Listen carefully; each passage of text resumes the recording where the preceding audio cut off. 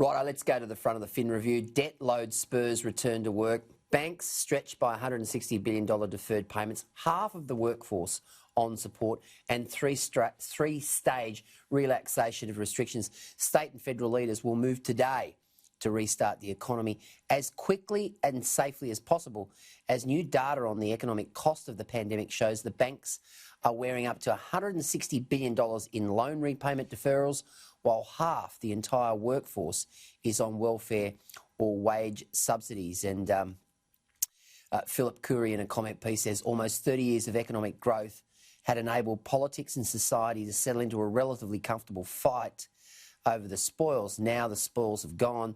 The whole shebang needs to be rebuilt from the ground up. Prescient comments there from Phil. Oh, it certainly is, Gleeso, and I think really this story highlights the dilemma that is faced by both the federal government and the state and territory governments here. I reckon in many ways the shutdown was the easy part of this.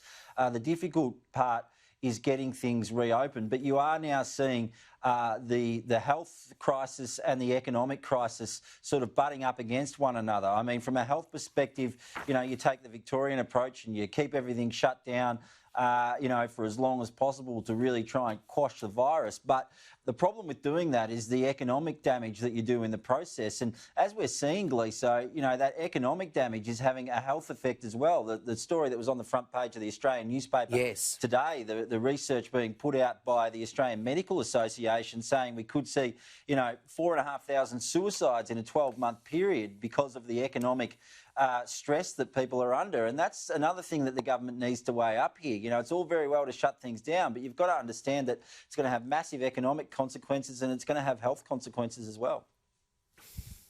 And the Prime Minister did say right at the outset, Matt, that, you know, the stimulus packages, the rescue packages for small business was very much about getting people onto a bridge to ensure that when the restrictions were eased, they could get off that bridge and restart their lives, restart their livelihoods. And that's what this is all about.